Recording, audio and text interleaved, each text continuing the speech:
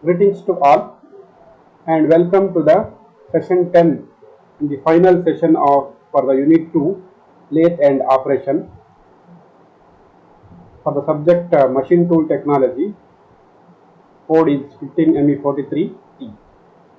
Myself Muhammad Imran, lecturer in the Department of Mechanical Engineering, Government Polytechnic, Karwar. So we have finished the second chapter in the last class only. The last session is multiple spindle automatic machine. So in this session we are just brushing up this chapter from the beginning, what we have studied, everything. So initially we have studied about the lathe machine. So lathe is a machine tool which is used for removing the metal from the rotating workpiece. It is used to remove the metal from the rotating workpiece in order to give the required shape and size. The metal is removed in the form of chip. So lathe is one of the, it is known as, it is the father of machine tool, all the machine tool. During the first machining, the first machine invented was lathe. It was invented by David Wilson. So lathe machine is also known as center lathe because two centers are there, the live center and dead center. So working of lathe machine, so the workpiece is held between the two centers and the carriage which carries the saddle upon which the tool post is held, which carries the tool, is held along the length of the workpiece by giving the cross feed, and it is first we have to give the cross feed in a direction perpendicular to the axis of rotation of the workpiece. Then you have to move longitudinally, so that will remove the diametrical work metal from the workpiece and it will reduce the diameter. So main parts of the lathe we have headstock, tailstock, carriage, tool post, compound rest, lead screw, everything. So headstock carries the driving mechanism for changing the speed of the headstock spindle. So headstock spindle is used for holding the workpiece. We have tailstock, which is a dead center, in which we have a carriage, which is a handle for rotating the carriage. We can move the carriage both in longitudinal direction and in cross direction. So tool post is used for holding the tool. Lead screw used for thread cutting operation. This is the feed rod, legs, and this is the bed for this is the chip collector for collecting the chips from the during machining. So this is the bed here. You can see this is the bed. The specification of the lathe machine. How to specify the lathe machine is the distance between two centers, the height of the center from measured from the lathe bed, the swing diameter over the lathe carriage, that is the maximum diameter of the workpiece that can be machined on the workpiece without disturbing any components of the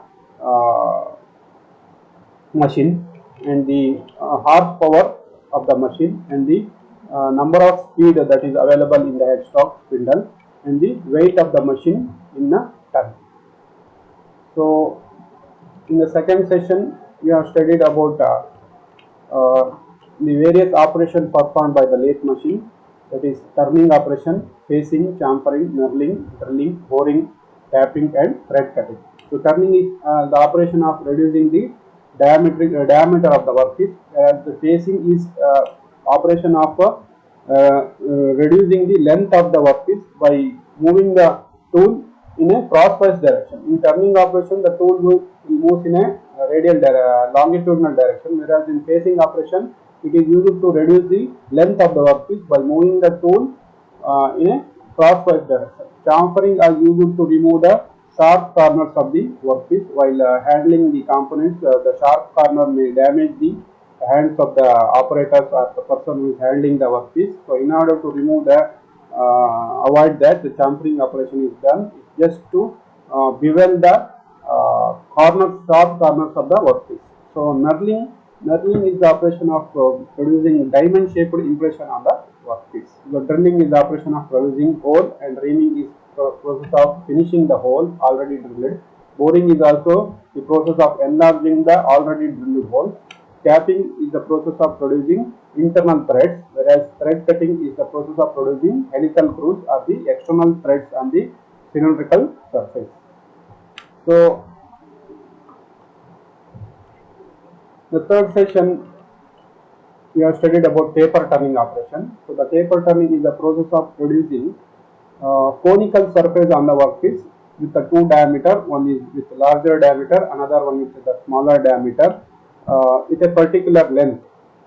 So there are different methods for producing taper turning, that is farm tool method, tile stock set over method, compound rest method, taper turning attachment method, combining feed method. So in the farm tool method, a separate farm tool is used. So it is having an angular taper cut on tool itself, and it is used to produce a very small length taper. Why? Because it will not move, this tool will not move in a longitudinal direction. It will move in the only the crosswise direction only. So whatever the length, maximum length obtained in the tool only, that length only, that length of taper will be obtained on the workpiece. This method is least used. The tile stock set over method, the tile stock is offset by some distance from the lathe axis by calculation. By the calculation, you have to offset the tile stock for a particular length from the lathe axis, so that the axis of the workpiece will be a taper one. Then if you feed the tool in a longitudinal direction, then the taper turning will happen. So in the compound rest method, we can swell the compound rest to a particular angle after calculation, and feeding the tool by moving the wheel provided in the compound rest. We have to, we should not move the wheel of carriage, we should have to move the wheel of compound rest by swelling the compound rest to a particular angle. We can swell the compound rest to a maximum of 45 degree on both sides, this side and this side also. Next is taper turning attachment. One separate attachment is used with an angular guideways. So we have to disengage the carriage, the tool post with the carriage. The tool post is connected to this angular guideways, and it has to move in the particular angular guideways. By adjusting the guideways in angular direction, the cross feed of the workpiece, the angular feed of the tool is achieved by using this attachment, so that the taper turning will be obtained on the workpiece. So in the fourth session, we have studied about thread cutting operation. So thread cutting operation is performed by using a lead screw, and then when the workpiece is held between the two centers, and the carriage is fixed to the lead screw by a nut mechanism, so which is having a particular thread, and a single point cutting tool is used. Various calculation is made in order to set the pitch, and the particular pitch is set by changing the gear ratio inside the headstock spindle. Then the tool will move at a distance equals to the pitch of the workpiece. Suppose if the pitch is 2 mm, for one complete revolution of the workpiece, the tool will move for 2 mm from one complete revolution of the workpiece, depending upon the pitch. As you have to set this gear ratio inside the gear mechanism, and also you have to engage the lead screw. The carriage will move automatically, no need of manual movement of the workpiece during thread cutting operation only. So this is about some major terminology of thread. This is the major dia. This is the pitch. Pitch is the distance between two consecutive threads. This is the depth of the pitch. And this is the angle of pitch. This is the minor diameter. So in the fifth session, we have studied about the lathe accessories, that means centers, chucks, faceplate, mandrels, and rest. So chucks are the devices which are used to hold the workpieces. There are different types of chucks. That may be 3-jaw chucks, in which all the 3 jaws are moved together simultaneously at a time by the movement of one scroll disc.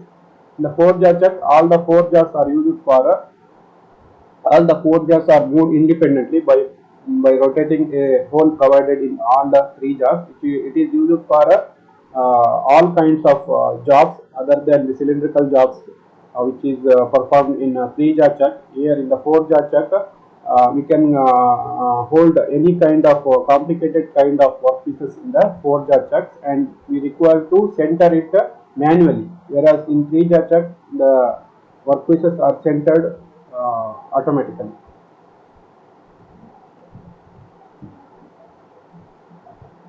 So in the magnetic chuck, the magnetic flux is generated, which will hold the workpiece, very thin workpiece. So thin workpieces which cannot be held in other three jaws or 4 jaws, which will damage the workpiece because of the jaw pressure which is applied on the workpiece. So such workpieces are held in magnetic chucks. Only thing is that magnetic materials only can be held in the magnetic chuck, which is having the magnetic properties like ferrous alloys.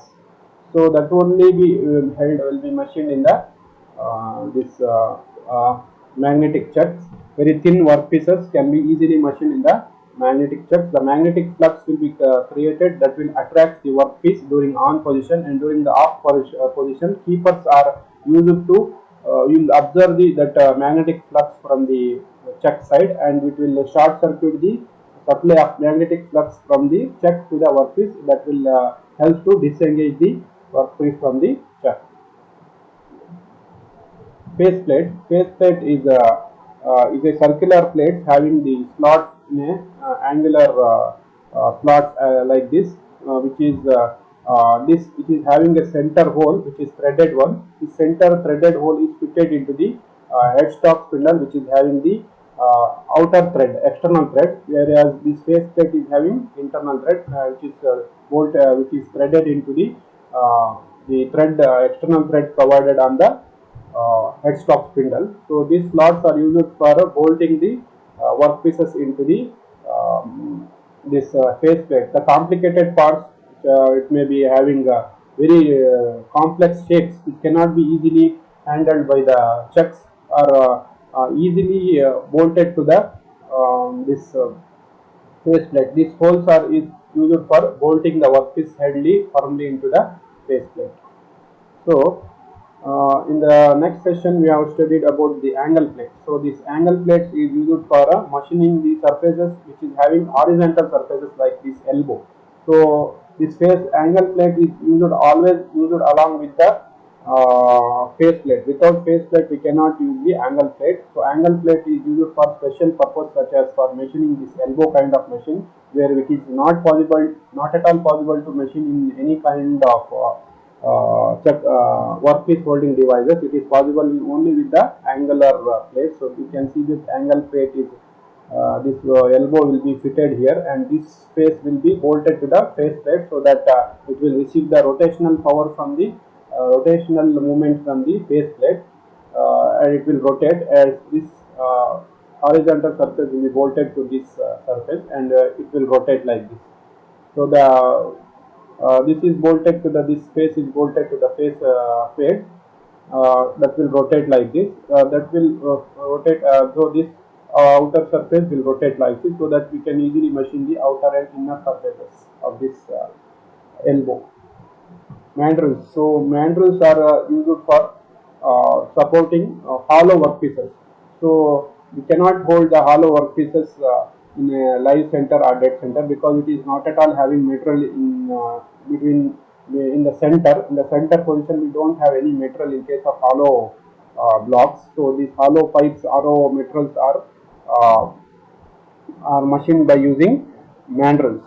So also it may be long workpieces also used. Long hollow workpieces are easily machined by using mandrels. So mandrels is not directly used with the this one directly connected to the headstock spindle. So lathe docks are required to connect the mandrels to the headstock spindle. The power will be rotational power is obtained from lathe dock to the mandrels, then mandrels to the workpiece, then workpiece to the tailstock. So there are two slots provided in each mandrel. One is for lathe docks, another one is for the tailstock attachment of tailstock to this center. So we have different kinds of mandrels here: plain mandrels, step mandrels, gang mandrels, collar mandrels, crude mandrels, cone mandrels, and expansion mandrels. Each mandrels have particular application depending upon the requirement. So in the next class we have the session 7 we have studied about capstan and turret lathe. So capstan and turret lathe are semi-automatic lathes where a machining operation are performed automatically. Other than machining operation, for handling and unhandling of the workpieces and coolant application, everything requires operator's involvement. Other than those, everything is automatic. Here, these capstan and turret lathe are used when mass production of identical parts is performed by any company. So that time we use capstan and turret lathe. In capstan lathe, the hexagonal turret is mounted on the ram, which is mounted on the saddle. The saddle is mounted is moves along the longitudinal direction in the guideways. Whereas in turret lathe, the turret face, turret is hexagonal turret is mounted directly on the saddle, which moves longitudinally on the guideways. The rate of production is higher in case of capstan and turret lathe. Different ranges of speed is obtained in capstan and turret lathe. Number of tools can be mounted. Checking of large workpiece can be done. The difference between capstan and turret lathe is turret head is mounted on the ram, whereas the turret head is mounted directly on the saddle. Saddle is fixed during machining. Saddle is movable. Top speed is possible in case of turret lathe, which is not possible in capstan lathe. Lengthwise movement of turret is less, which is limited to 60 mm, where the turret lathe is used for up to maximum of 200 mm. In capstan lathe, it is limited to 60 mm. It is a lightweight machine. The capstan lathe is a lightweight machine, whereas the turret lathe is a heavyweight machine. So in the next session, we have studied about difference between engine lathe and capstan and turret lathe. Direction of rotation is anti-clockwise. You can rotate in both directions. Required less power, so it requires more power because the number of tool is handling is more than one. Less number of spindle speed, vast amount of spindle speed available in capstan and turret lathe.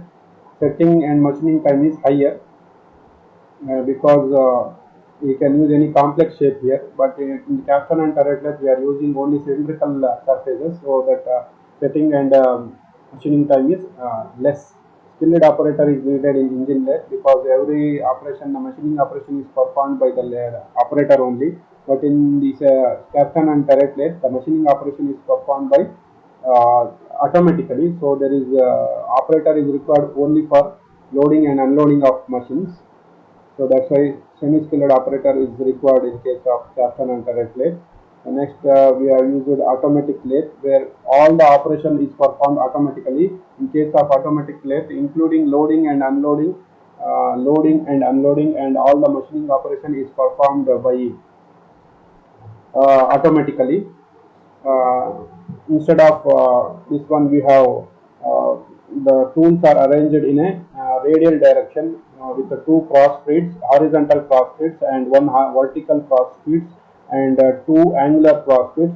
We can hold different kinds of tool, and all the operations are automatic. They are performed automatically by using cam and camshaft. All the working and idle operation are performed in a definite sequence by a control system. Only the operator is required just to load the bar stock into the collector. So longer workpieces are held at a time. So after completion of the one workpiece, that bar stock will be advanced automatically by bar feeding mechanisms. So that the operator is required only to just load the workpieces, lengthier workpieces into the bar stock. Single spindle automatic machine. These are completely automatic turret lathe designed for machining complex and internal and external surfaces on the parts of bar stock. They use up to 10 different tools at a time. So single spindle automatic lathe, here the headstock is movable, whereas the tool is fixed. The headstock can be moved in a longitudinal direction by using cam and camshaft, whereas the tools will move only in a cross direction to give the feed. The length longitudinal direction is performed by the headstock spindle, which moves in a unit using cam and camshaft. So in the ninth session, we have studied about Swiss type automatic machine, which is the machine is used for machining long and accurate small diameter workpiece. It is used for machining long diameter, long length of workpiece, whereas the diameter is limited only up to 2 to 25 millimeter. Bar stock is held in rotating collet in headstock. All the longitudinal feeds are obtained by cam, which moves the entire headstock as a unit. Rotating bar stock is fed through hard bushing in the center of the tool head. The multiple spindle machine, there are 2, 4, 6, 8 multiple spindle are available in the headstock. Each spindle carries the different workpieces. So there are maybe 6 or 7 tools are performing the same operation. So what is here? For one complete rotation of the headstock spindle, one complete indexing of the headstock spindle, one operation, one output is obtained. The same operation is performed by the tool. So indexing will happen as the one operation is performed in one tool, that will be moved to the second tool, whereas the next workpiece will come to this tool that will perform the same operation. Every time the tool is doing the same operation, only thing is that the workpiece is changing by indexing continuously. For one complete resolution means if the headstock is having 6 spindle, the 6 rotation or 6 indexing of the spindle will give one output each time. So that will give higher production. So when the production is very high, then we can use multiple spindle automatic machine. So thank you for watching this session.